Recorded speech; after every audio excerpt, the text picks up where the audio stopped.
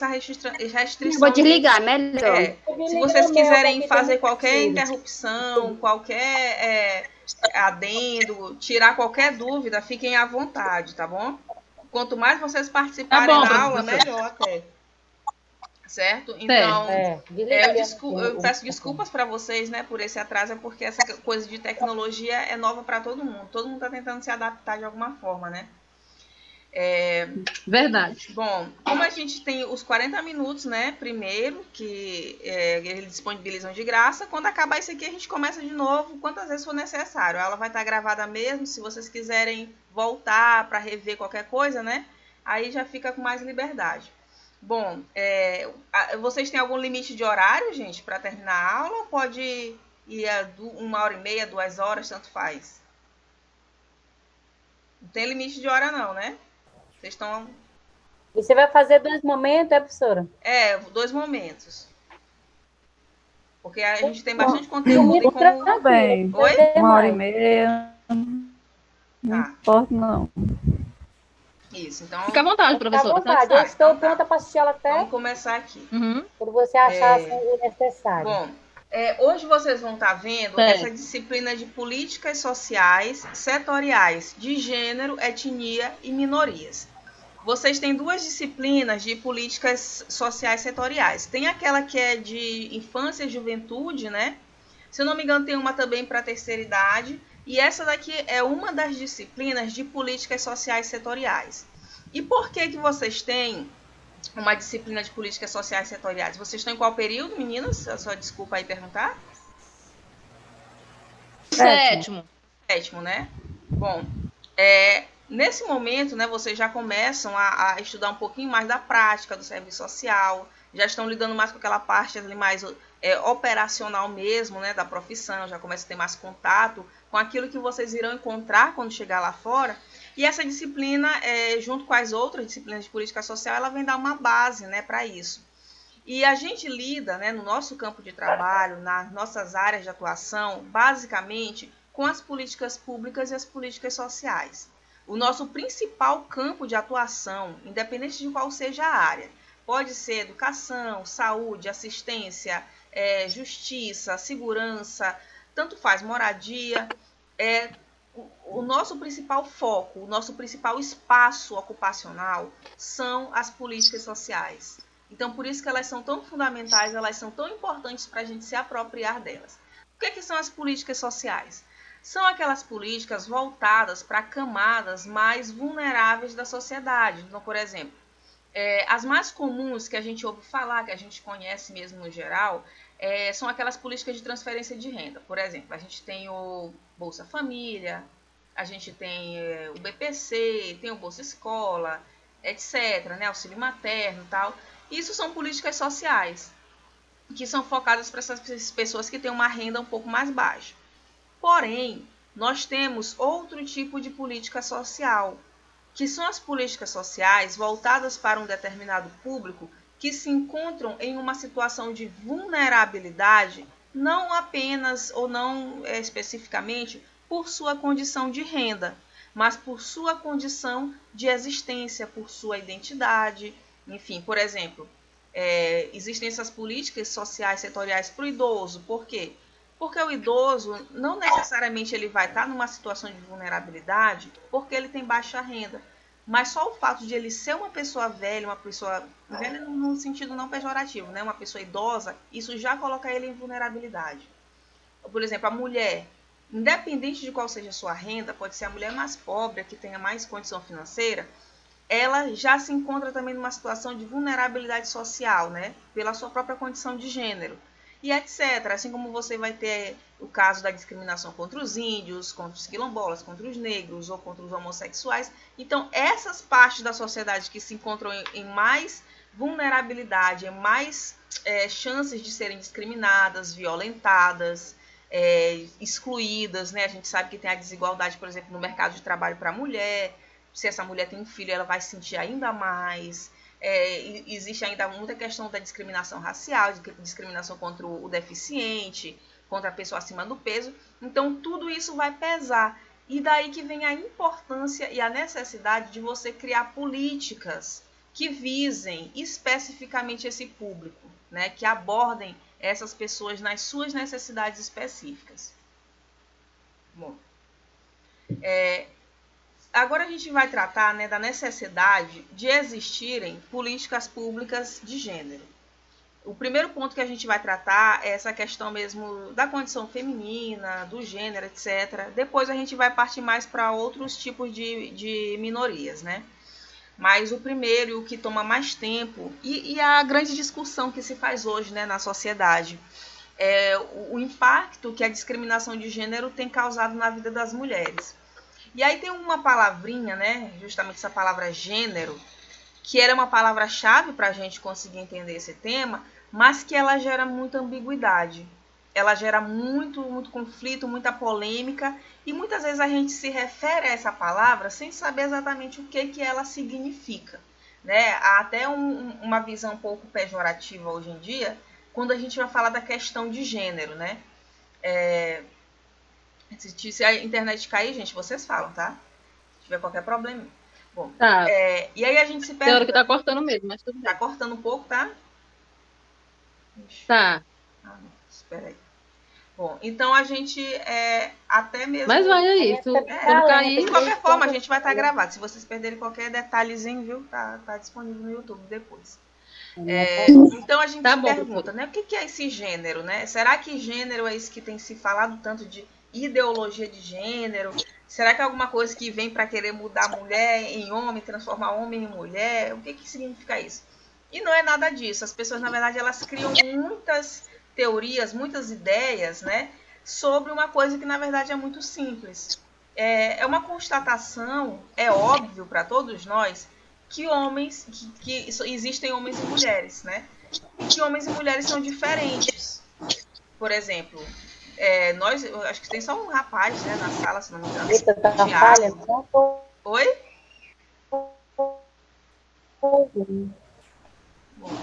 É o quê? Tá falhando muito, ó. Tá falhando muito? Então, peraí. Não tô ouvindo nada que você tá falando. Você fala não sei o que, gênero. Tá dando microfone aí, um barulhinho. Não tem... tá. Não tô entendendo nada. Tô ouvindo nada. Meu Deus do céu. Não... A Valdeane não tá conseguindo entrar. Alô? Eu tô tentando aqui falar pra ela que é lá no que nós já estamos aqui. Oi, tá dando microfonia ainda? A gente não tava ouvindo. A gente não tava ouvindo. Pareceu assim um microfone, aquela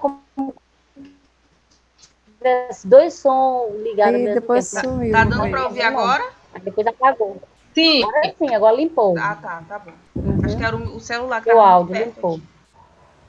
Se der microfonia, vocês me falam. Tem uma colega que não tá conseguindo entrar. Não tá conseguindo? Peraí, eu vou aceitar ela aqui. Não tá conseguindo. Aceita, ela disse que você tem que aceitá-la. É a Valdeane, na espera. né? Pronto, já admiti ela já. Desculpa, estão vendo minha tela todinha aí. Essa bichinha tá desesperada aqui. Ah, tá. Tá. Bom, vamos voltar aqui. Que é isso, gente? Desculpa. Pronto. E aí a gente vai entender o que significa esse conceito de gênero, né? Por que a gente usa isso? O gênero é uma construção... Ai, Senhor, paciência. O gênero é uma construção social pela qual vivemos as diferenças e as desigualdades entre os sexos, né? Ou seja, e por que a tela está em pé? Não estou ouvindo. Ou seja, a gente admite que existe essa diferença básica entre o ser homem e o ser mulher, né? Então, por exemplo... Não vai dar certo. Todo mundo vai deixar o microfone, porque fica melhor. E se tiver ventilador próximo... Tá dando microfonia ainda, gente? Misericórdia. Microfone. Acho que vai melhorar. Não. Caramba. Ainda tá dando microfonia? Acho que é a internet dela mesmo tá ruim. Vou colocar só as carinhas agora. Ai, meu Deus do céu. Gente, o Zoom, esse aplicativo é complicado.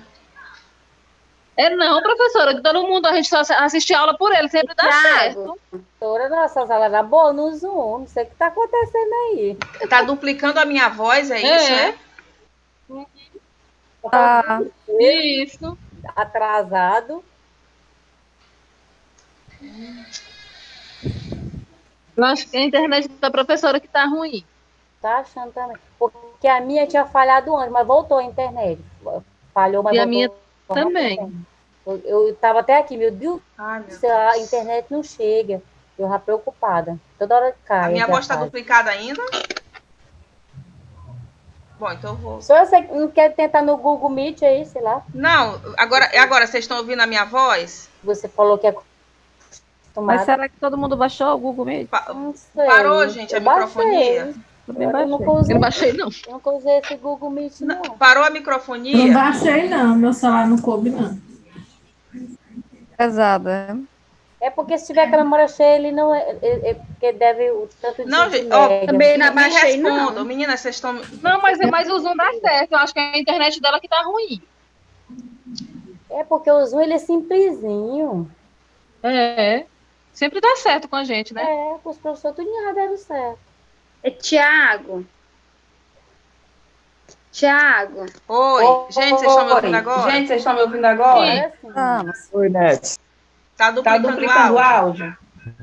Não, agora todo mundo desliga o áudio, gente. Vamos desliga para ouvir a professora, né? Vamos ajudar a professora agora. Vamos desligar a gente. Tá, peraí. O problema é a gente ficar perdendo tempo, né, gente?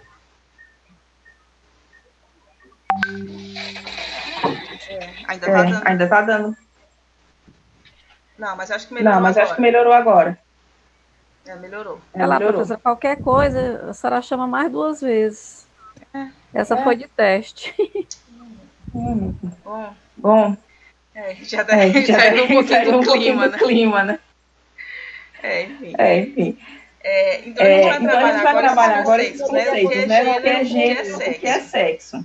Esse tema de gênero, como eu tinha falado, muitas vezes ele levanta dúvidas e levanta até uma certa polêmica. A gente se pergunta, né? Afinal de contas, o que é gênero? E gênero nada mais é do que as diferenças entre homens e mulheres que vão sendo construídas ao longo do tempo. Por exemplo, mulheres geralmente usam aquele cabelo comprido. Homens, em geral, usam cabelo curto, né? A mulher ela vai usar o vestido, a saia, a maquiagem, etc. E o homem ele vai usar mais a calça, bermuda, né? Mais aquela vestimenta, aquela imagem que a gente do que é o ser homem, né? Do que é o ser homem, usando saia, uma mulher usando a gente vê um homem usando saia, uma mulher usando ali uma roupa masculina, a gente já acha estranho, aquilo já causa, né? Uma surpresa ali na gente, porque não é o que a gente está acostumado, não é a identidade de gênero que nós estamos habituados a ver. Ele já é uma condição biológica. O sexo, ele já é uma condição biológica. Então ninguém escolhe o sexo que vai nascer. E é impossível mudar de sexo. Existem os transgêneros, né? Aquelas pessoas que fazem aquela cirurgia de redesignação genital, porém isso não muda o sexo em si da pessoa, porque sexo vai muito além disso, né? O sexo é essa condição biológica que te põe em um corpo masculino ou um corpo feminino. E não tem pra onde fugir. Ou você vai ser uma coisa ou você vai ser outra. Você nasce nesse corpo masculino ou você nasce nesse corpo feminino. Né? Embora você possa construir uma identidade diferente sobre esse corpo, a gente vai ver a seguir. Uma expressão corporal, é também uma expressão corporal, é um modo de lidar de acordo com a cultura e a época em que se vive. De acordo com a cultura e a época em que se vive. É mulher. Ou seja, a forma como você é mulher. Luís do Maranhão, aqui em São Luís do Maranhão, em 2020, é diferente da forma como você seria mulher. É diferente da forma como você seria mulher lá em 1890. A forma como você vive o seu ser mulher aqui no Brasil é diferente da forma como você viveria lá no Irã, lá na Arábia Saudita. Porque existem diferentes formas de ser homem e diferentes formas de ser mulher. Né? Por exemplo, aqui você usa uma blusa, uma calça, uma saia e tá tudo bem. Agora, se você estivesse lá no Oriente Médio, você saísse com essa roupa na rua, seria um escândalo. Uma mulher de respeito lá teria que usar aquela burca, né? Ou então o hijab, aquele pano todo ali para se cobrir. Então, isso determina, né, que existem diferentes formas de você expressar essa sua identidade de gênero. Então, o gênero, eles são identidades e papéis socialmente atribuídos a homens e mulheres. E desde criança isso vai sendo construído, por exemplo. Quando a gente está ali virando mocinha, né? Aí a nossa mãe vem e fala, fulana, senta de perna cruzada, senta de perna fechada, não vai brincar com os meninos, se comporta direitinho, a menina não brinca disso, menina não faz aquilo, menino não chora, menino não brinca de boneca. Então tudo isso vai sendo, né, elaborado, vai sendo construído sobre os nossos corpos. Nasceu uma menina, tudo dela vai ser cor de rosa, ela já vai receber a panelinha para aprender a cuidar da casa, uma bonequinha, né, para ela despertar aquele jeito ali mais materno. O menino já vai receber a bola, o carrinho, para ele aprender, né, a viver ali conforme os outros homens vivem. Então a gente já vai sendo educado a ser homens e mulheres desde cedo. Isso vai mudando ao longo do tempo. Essas formas de a gente expressar nossa identidade de gênero, elas nunca são fixas no tempo, por exemplo. A gente não consegue imaginar uma mulher de 100 anos atrás frequentando a faculdade como a gente está hoje, dando aula e assistindo uma aula de serviço social. Isso não existia. Então, isso já prova que a forma de você vivenciar a sua identidade de gênero, ela vai mudando, né? E, de certas formas, ela tem até mesmo que mudar, como a gente vai ver aqui ao longo da nossa aula. São construídos historicamente e podem ser transformados ao longo do tempo. Aí a gente vai ver o que é a sexualidade, né? Se somando a esse conceito de gênero e de sexo, né, que são essas duas coisas diferentes, existe a sexualidade. Não sei se está aparecendo aí para vocês já o slide. A sexualidade é o modo como nós vivenciamos a subjetividade, é o modo como nós vivenciamos do nosso desejo sexual. A sexualidade é o exercício desse seu desejo sexual. É a parte do desejo que tomamos consciência do nosso eu diante do nosso corpo, né? Enfim, diante do espelho. Então, uma coisa é o seu sexo, né? Você, por exemplo, nasceu no sexo feminino. E você se identifica enquanto mulher. Você é uma mulher heterossexual. Então, você exerce a sua sexualidade dessa maneira, com o sexo oposto. Pelo qual você sente atração, mas existem diferentes formas de exercitar e de conhecer essa sexualidade. Porque sexo não é só conjunção carnal. Sexo é o conhecimento que você tem a respeito do seu corpo, né? É você conhecer suas fragilidades, seus desejos, enfim, né? Você conhecer como seu corpo funciona. Tanto que é tão discutido e é tão necessário a gente ter a questão da educação sexual. A falta que isso faz para os nossos jovens, né? Isso poderia prevenir, por exemplo, a gravidez na adolescência, o início precoce da vida sexual, né? Que a gente assiste aí de uma maneira cada vez maior. Então, ao mesmo tempo que esses jovens, eles estão tendo mais exposição à sexualidade, eles estão conhecendo menos sobre si mesmos. Muitas vezes iniciam essa vida de relacionamento, até uma vida conjugal, sem nem saber como o seu corpo funciona. Né? Sem nem saber como o seu corpo funciona. E aí falta essa questão da instrução mesmo, sobre a reprodução. Às vezes as meninas não sabem como funciona esse seu ciclo, né, reprodutivo. Aí elas não sabem porque que engravidaram, que dia que elas estavam férteis. O menino não sabe como é que o corpo da menina funciona e vice-versa. Então é necessário que a gente se conheça. A nossa primeira e a nossa última casa é o nosso corpo. Se a gente não lidar bem com ele, se a gente não lidar bem com ele, se a gente não conhece ele, a gente não tem como lidar bem com nenhuma outra área da nossa vida, né? Porque vão ficar questões ali que você não consegue resolver. E segundo Freud, né, que foi ali um dos psicanalistas, né, que mais abordou essa questão da sexualidade, né?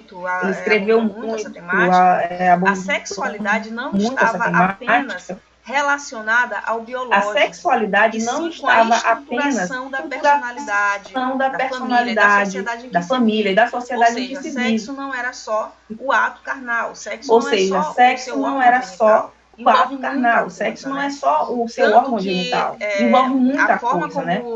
Tanto que como a gente vai desenvolvendo a nossa maturidade sexual, como a gente vai desenvolvendo ali a nossa maturidade sexual, como a gente vai entrando ali na nossa puberdade. Tem muito a ver com a forma com a qual nós vamos ser expostos à sexualidade. Tem muito a ver com a forma hoje em dia, com a qual nós vamos ser expostos à sexualidade. Um aumento, né, hoje em dia, da puberdade das meninas cada vez mais cedo. Ou seja, as nossas jovens, elas têm iniciado o seu ciclo, né, ali de reprodução, a menstruação, cada vez mais cedo. E a gente não entende por quê. Ao longo de cada geração isso vai começando a acontecer cada vez mais precocemente. Isso tem muito a ver com o ambiente em que nós estamos criando os nossos jovens. Ou seja, eles estão cada vez mais expostos, né, a cenas e conteúdo sexual. Isso influencia na forma como o corpo funciona, né? Porque nós temos uma glândula ali próxima do cérebro, né, que comanda toda essa nossa maturidade, essa forma como o nosso corpo vai funcionar nesse sentido.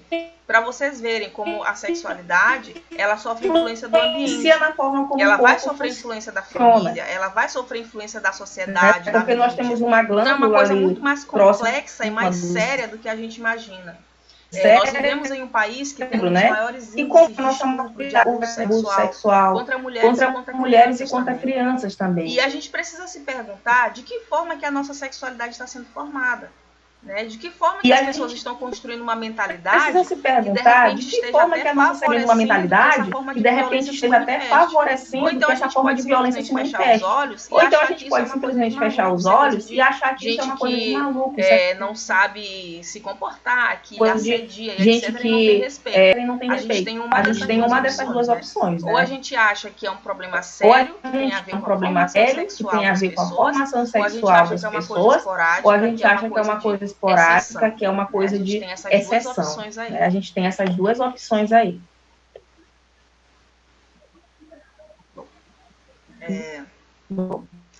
Agora a gente vai falar a respeito, né, justamente dessa diferenciação mais específica entre o sexo e o gênero. Se a gente pudesse criar ali tá dando para vocês verem, né, gente, o slide aí tranquilo, né? Tá. Ixi, gente, peraí. Tá ok, né? Certo. Bom, é necessário desnaturalizar. Vou voltar aqui.